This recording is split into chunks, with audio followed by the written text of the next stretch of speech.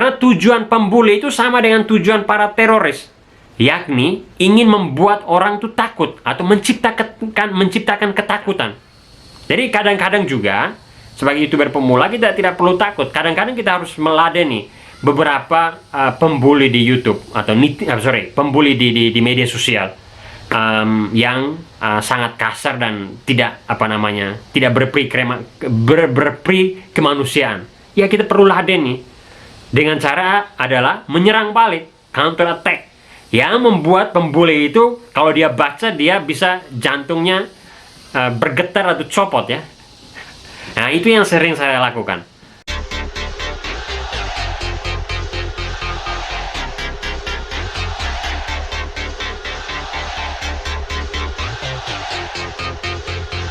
Selamat berjumpa kembali. Pada kesempatan ini saya ingin berbicara tentang YouTuber pemula dan bagaimana memanfaatkan media sosial untuk mengembangkan diri, tetapi kadang-kadang sering berhadapan dengan orang-orang yang membuli YouTuber pemula di media sosial. Entahkah itu di YouTube, Twitter, Instagram, WhatsApp, dan berbagai media sosial yang lain. Saya sebagai seorang YouTuber pemula, saya sering mengalami hal-hal yang berkaitan dengan bulian para netizen ketika saya memposting konten-konten saya di media sosial. Nah, saya sadar bahwa sebagai seorang YouTuber pemula, kita tidak mungkin akan bisa berkembang di YouTube tanpa bantuan media sosial. Kenapa? Karena kita adalah orang yang belum dikenal oleh siapa-siapa. Kita adalah nobody. Tidak ada orang yang mengenal kita. Karena itu, kita perlu memperkenalkan diri di media sosial dengan cara kita membuat konten lalu menyebarkan itu di media sosial. Entahkah itu di laman Facebook kita sendiri atau kita menyebarkan konten-konten kita, mempostingkan konten-konten kita ke grup-grup Facebook, grup-grup WhatsApp, atau di media-media lain seperti Twitter dan Instagram. Hanya dengan cara itu, kita dapat menjangkau orang-orang yang mungkin ingin menonton konten kita. Jadi, YouTuber pemula bukan artis. Ini beda dengan artis. Artis yang mungkin sudah dikenal orang, sudah dikenal publik. Karena itu, tanpa media sosial pun, ketika dia membuat konten untuk YouTube-nya, pasti akan dengan cepat meledak. Walaupun konten yang dibuat mungkin tidak terlalu profesional, tidak terlalu bermanfaat, tetapi ya karena dia adalah seorang public figure, seorang artis yang sudah terkenal, maka apa saja yang dibuatnya atau konten apa saja yang diproduksinya, maka akan dengan mudah menjangkau orang-orang yang mungkin sebelumnya sudah menyukai artis yang dimaksud. Nah, ini berbeda dengan YouTuber pemula seperti saya yang sudah kurang lebih 11 bulan menjadi seorang YouTuber. Akan sangat berkesulitan ketika awal-awal kita membangun YouTube kita. Kenapa? Karena belum banyak orang mengenal kita. Dan agar orang bisa mengenal kita, kita menggunakan media sosial. Tetapi, ada konsekuensinya ketika kita menggunakan media sosial. Tentu, kita akan mendapatkan viewer atau penonton yang akan menonton konten kita. Tetapi juga konsekuensi yang lain, tidak jarang kita akan mendapat bulian dari orang-orang yang menonton konten kita. Kenapa kita mendapat bulian? Ya, ada macam-macam alasan. Tetapi mungkin alasan yang paling utama adalah mungkin karena konten kita sebagai YouTuber pemula tidak terlalu bagus. Atau mungkin kita tidak terlalu konsisten membuat konten yang bagus karena kita masih mencari-cari identitas kita. Atau mencari-cari kira-kira konten apa yang ingin kita fokuskan untuk YouTube kita. Dan karena itu tidak jarang kita mendapat bulian dari para netizen. Tetapi juga ada orang atau netizen yang membuli kita ya karena mereka merasa iri dengan kita, atau mereka tidak ingin kita berkembang, atau mereka mungkin tidak suka dengan kita, atau mereka ingin kita terprovokasi. Nah, karena itu, saya ingin menyaringkan beberapa pengalaman saya selama kurang lebih 11 bulan menjadi seorang YouTuber yang memproduksi konten tertentu dalam YouTube saya, dan kerap kali menghadapi persoalan pembulian yang dilakukan oleh netizen Indonesia. Jadi netizen Indonesia terkenal brutal ya di media sosial, di platform apa saja, sangat brutal. Dan kalau seandainya Anda tidak siap mental untuk menghadapi kebrutalan dari netizen Indonesia ini, maka Anda mungkin tidak akan bisa menjadi seorang YouTuber, terutama YouTuber yang tidak berasal dari kalangan artis atau public figure ya. Karena YouTuber Indonesia,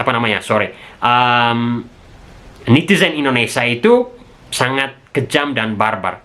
Nah, sekarang saya ingin sharingkan kurang lebih ada 5 hal bagaimana saya menggunakan media sosial secara taktis agar saya tidak menjadi korban bulian, atau pembulian itu tidak akan menghentikan saya untuk terus membuat konten yang bermanfaat untuk YouTube saya. Nah, kurang lebih ada 5 hal ini yang mungkin bisa diaplikasikan oleh teman-teman YouTuber pemula ketika Anda menghadapi pembuli di media sosial yang kejam, kasar, dan barbar, yang tentunya tidak suka atau tidak ingin Anda berkembang di YouTube, atau tidak suka Anda berkembang dalam hal apa saja. Yaitu tujuan para pembuli. Kenapa? Karena mereka merasa iri dengan apa yang kita buat, apa yang ingin kita capai dalam hidup. Nah, kurang lebih ada 5 hal. Yang pertama, kalau berdasarkan pengalaman sama, yang pertama itu saya membaca komen dari postingan saya, tetapi tidak merespon apa yang menjadi komen orang-orang terhadap konten saya. Oke, kenapa seperti ini? Karena yang pertama, alasan pertama adalah bahwa saya perlu membaca komen itu agar saya bisa mendapatkan manfaat positif. Misalnya, komen di Facebook, atau di Twitter, atau di Instagram, atau di WhatsApp, soal kualitas konten kita perlu baca. Pasti ada masukan, pasti ada kritik yang tentu baik untuk konten kita. Nah, saya biasanya membaca tanpa merespon. Nah, tapi pertanyaannya, kenapa saya tidak merespon? Alasannya satu saja, saya tidak merespon takutnya nanti berhadapan dengan komen yang membuat saya down. Jadi, saya tidak merespon. Jadi, kadang-kadang ya saya membiarkan begitu saja, membaca tanpa merespon. Supaya tidak memprovokasi orang untuk membuli saya, atau melayani provokasi dari pembuli di di media sosial. Jadi itu alasan pertama, atau strategi pertama ya, untuk menghadapi pembuli. Strategi kedua, saya membagikan postingan saya di media sosial tanpa membaca atau melihat kembali postingan itu. Jadi saya membagi sebanyak-banyaknya konten saya di berbagai platform media sosial, di berbagai grup di media sosial, tetapi saya tidak pernah membaca lagi komen dari orang-orang yang merespon terhadap konten saya. Apalagi konten yang saya buat yang kadang-kadang agak sedikit kontroversial. Kenapa? Ya, karena kalau saya merespon, ya bisa jadi saya menjadi sasaran bulian. Jadi saya memberikan memposting habis dan membiarkan komen saya tidak dibaca. Dan tidak membaca komen dari teman-teman atau siapa saja yang menonton konten saya. Nah, ini adalah cara supaya saya tidak berhadapan face a face dengan para pembuli. Oke, jadi itu strategi kedua. Strategi ketiga, saya memposting konten saya di berbagai platform media sosial,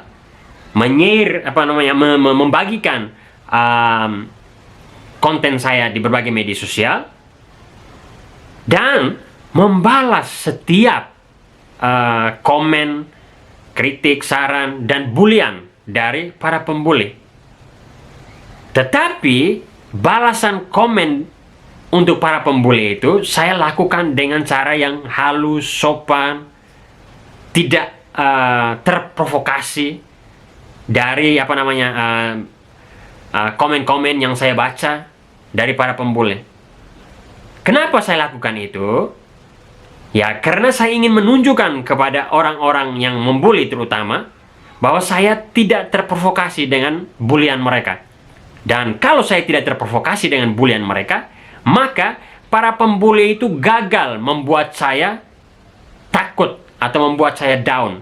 Karena tujuan pembuli itu sama dengan tujuan para teroris, yakni ingin membuat orang itu takut atau menciptakan ketakutan. Ya, kalau teroris menciptakan ketakutan dalam masyarakat, kalau pembuli di media sosial itu menciptakan ketakutan untuk individu atau person tertentu yang menciptakan konten-konten kreatif dalam berbagai platform media sosial di internet. Nah, jadi saya membalas secara sopan tanpa terprovokasi agar saya bisa mencegah tujuan dari para pembuli itu. Yang tujuan utama mereka adalah memprovokasi para YouTuber pemula, sehingga para YouTuber pemula itu menjadi marah, dan ketika menjadi marah terus mendapat bulian, dan dengan itu mereka mungkin akan berhenti untuk membuat konten-konten yang produktif atau berkembang di YouTube. Karena ya tidak semua YouTuber pemula itu langsung bagus ketika mereka membuat konten-konten atau memproduksi konten-konten di YouTube. Ya pasti melalui proses yang membuat mereka hari demi hari akan menjadi semakin baik. Jadi kalau seandainya kita takut pada pembuli ketika kita membuat baru 1 atau 2 video, kita pasti tidak akan berkembang. Padahal banyak sekali YouTuber besar, mereka akan menjadi besar, menjadi profesional, membuat konten-konten yang luar biasa, bagus dan indah ketika mereka sudah membuat ratusan bahkan ribuan konten. Jadi seperti itu yang saya lakukan, membalas secara sopan. Dan biasanya ketika saya membalas secara sopan, para pembuli itu akhirnya merasa bahwa saya tidak provokasi dan mereka tidak melanjutkan bulian mereka. Dan kadang-kadang mereka berbalik menjadi orang baik terhadap saya. Oke, jadi itu strategi yang ketiga. Strategi yang keempat yang biasa saya lakukan adalah posting kick and rush. Nah, ini saya sebut posting kick and rush. Atau posting kick and run ya. Maksudnya seperti apa? Maksudnya saya biasanya memposting konten-konten saya di media sosial, lalu membaca komen-komen dari siapa saja, termasuk pembuli, khususnya pembuli ya di sini. Lalu kalau ada pembuli yang sombong, yang songong minta ampun, biasanya saya akan membalasnya dengan kata-kata yang juga keras, yang membuat pembuli itu merasa terganggu. Dan kerap kali, biasanya komen yang saya buat, saya sudah pikirkan secara baik bahwa apa yang saya jawab ini, yang saya tulis ini, pasti akan membuat pembuli, entahkah dia menggunakan akun palsu atau akun asli, terganggu. Tidurnya pasti terganggu. Nah, setelah itu, saya run. Atau rush to run ya. Jadi tidak lagi membaca komen selanjutnya. Dan biasanya, berdasarkan pengalaman saya, setelah saya menyerang para pembuli itu dengan kasar juga, lalu saya lari, kerap kali pembuli itu akan memberikan komentar yang banyak sekali, dan saya tidak membaca lagi. Artinya apa? Artinya tujuan dia untuk membalas tendangan atau kick dari saya itu tidak tercapai. Jadi kadang-kadang juga sebagai YouTuber pemula kita tidak perlu takut. Kadang-kadang kita harus meladeni beberapa pembuli di YouTube atau pembuli di media sosial yang sangat kasar dan tidak tidak berperi kemanusiaan. Ya kita perlu ladeni dengan cara adalah menyerang balik, counter attack, yang membuat pembuli itu kalau dia baca dia bisa jantungnya bergetar atau copot ya. Nah, itu yang sering saya lakukan. Tapi ini tidak semua pembuli, hanya ada beberapa pembuli yang sombong ya, yang sangat sombong, yang menurut saya orang ini harus diberi pelajaran. Nah, biasanya saya meng-attack langsung, setelah itu saya run. Kenapa saya run? Karena ya tidak perlu lagi meladeni orang yang sombong, yang tidak bermanfaat, yang saya anggap sebagai sampah. Buat apa kita meladeni? Karena kalau kita meladeni sama saja kita ya membuang-buang waktu. Atau dalam istilah orang Katolik itu disebut membuang emas ke babi ya, yang ya ada ditulis dalam kitab suci. Ngapain? Tidak perlu itu. Jadi kita kick habis, run. Oke, yang terakhir, ini nasihat yang terakhir, yang kelima adalah bahwa kita memproduksi terus, sebagai YouTuber pemula, memproduksi terus konten, maju terus, posting terus di media sosial, tanpa perlu takut berhadapan dengan pembuli atau netizen yang barbar, kasar, dan tidak berperi kemanusiaan itu. Kenapa? Karena tujuan para pembuli atau orang-orang yang meremehkan kita di media sosial ketika kita membuat konten-konten tertentu, tujuan mereka itu adalah agar kita berhenti bermain YouTube. Padahal bermain YouTube itu sangat bermanfaat. Manfaatnya itu bukan hanya untuk diri kita sendiri, tapi juga untuk orang lain. Ya, untuk orang lain, ketika kita membuat konten-konten yang positif, orang lain akan mempelajari atau mendapat sesuatu yang baru, yang bermanfaat dari konten yang kita produksi. Tetapi untuk kita sendiri, kita tidak jarang YouTuber mendapat penghasilan dari konten-konten yang dia ciptakan atau yang dia produksi. Ya, itu wajar ya, karena membuat konten YouTube itu kan sangat sulit. Orang yang melihat atau yang menonton ketika YouTube kita mungkin berpikir membuat konten YouTube itu gampang. Saya dulu waktu belum bermain YouTube, saya berpikir memiliki pikiran yang sama, bahwa membuat konten YouTube itu gampang. Ternyata setelah saya tenggelam dalam aktivitas sebagai seorang YouTuber, ternyata sulit dan susah.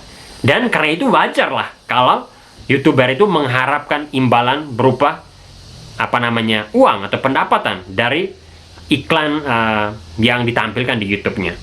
Jadi tidak boleh menyerah, terus melakukan hal-hal yang positif, terus memproduksi konten-konten yang positif, walaupun banyak sekali orang yang membuli kita di YouTube, di media sosial yang lain, dan mungkin di dunia nyata ada orang yang langsung membuli kita, bilang ya konten Anda tidak bermanfaat, sampah, dan lain sebagainya.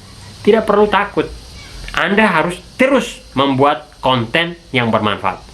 Oke, saya pikir itu saja 5 hal atau 5 strategi yang saya praktekkan sebagai seorang YouTuber pemula untuk menghadapi netizen yang barbar, kasar, tidak berperi kemanusiaan, yang iri terhadap apa yang Anda lakukan di YouTube, karena mereka tidak bisa melakukan itu. Yang mereka bisa lakukan itu hanya membuat Anda terprovokasi, membuat Anda marah supaya Anda berhenti dan menjadi bego atau tolol seperti mereka yang tidak ingin Anda berkembang.